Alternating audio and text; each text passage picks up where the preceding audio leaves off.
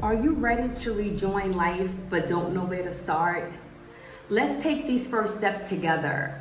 In this video, I'm going to share with you steps that I took and that you can do to re-engage with life after a major transition.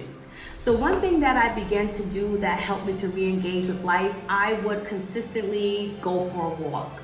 That means I would leave my home, I would go outside, get fresh air, allow the vitamin D to hit my skin, and I would walk the trails that were right direct across the street from my home.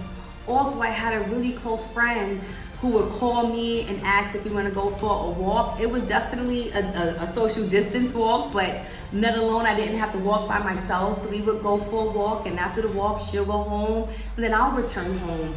So find activities, especially physical activities that will get you out of the house so that you can begin to re-engage with life.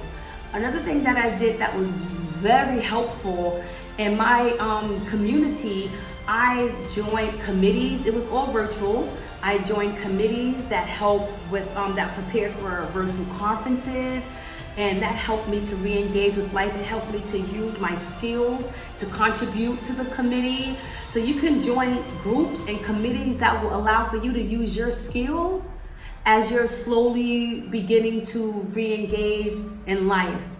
Another thing that you can do is you can actually begin to re-engage with things that you enjoy doing. This is a common thing that you hear throughout the videos, like a re-engaging in life does not mean to take on a brand new project. If you want, you can. But that doesn't have to be the first step. You can just begin by doing the things that you enjoy doing that you kind of reared away from. So if it's writing, you can begin writing again. If it's art, you can begin painting or drawing again.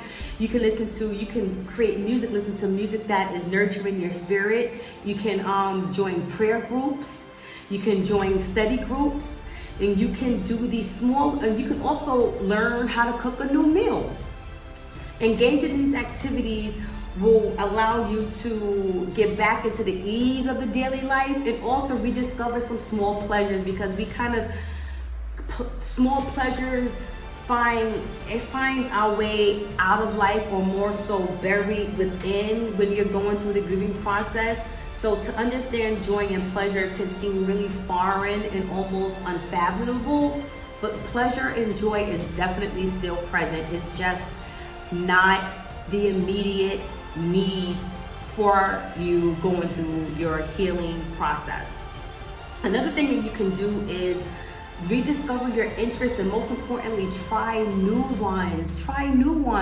So one interest that I had that I began, this was 2 years after my re-engaging in life, but it was travel. I wanted to travel more, so I already had my passport, and once I closed out my husband's estate, I began to travel. I left the country for the first time. My father is originally from Bermuda, and I lived in Bermuda in my elementary stage. So although it was technically out of the country, I don't know why I don't consider it being out of the country, because I experienced it at a young age, but in my adult stages, I left the country for the first time in my adult stage, and that's when I went to Morocco. So to travel to a new environment is definitely a great way to try new things and be exposed to new cultures, and it just opens your mind up to a whole new different world. Also, you can look into going back to old interests and re-engaging old interests. So if you had a book that's not yet published, you want to complete that, you can complete the publishing of your book. If you wanted to start a business, you can do that. If you had your education on the back burner, you can go back to your education. So it brings you a sense of familiarity when you go back to old activities that you want to rediscover, and then also going into something new just opens your mind up to a whole different world, which broadens your perception in life, which brings forth growth.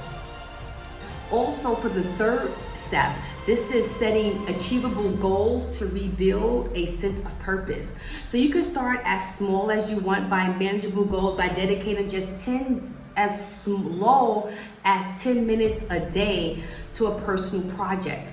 Whatever that may be, it can be the book that you want to publish. It can be a business that you want to start. It can be volunteering at the local school and you want to form a book club, or some kind of a chess club or a soccer club that you want to give back to students. It could be any small project that you want to start that just begins with as little as 10 minutes a day. And by these small goals, it becomes easier to achieve because you're building momentum. And this helps you to regain confidence and definitely a sense of purpose.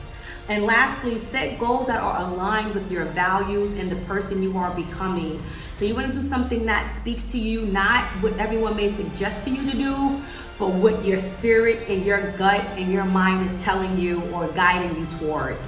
So these are purposeful goals that reflects who you are and definitely who you want to be, rather than, as mentioned, who you once were or who other people think you are, so that you can find a deeply sense of fulfillment and motivation and purpose. So here you have it. I would love to hear from you now. Share one small step you're planning to take in the comment.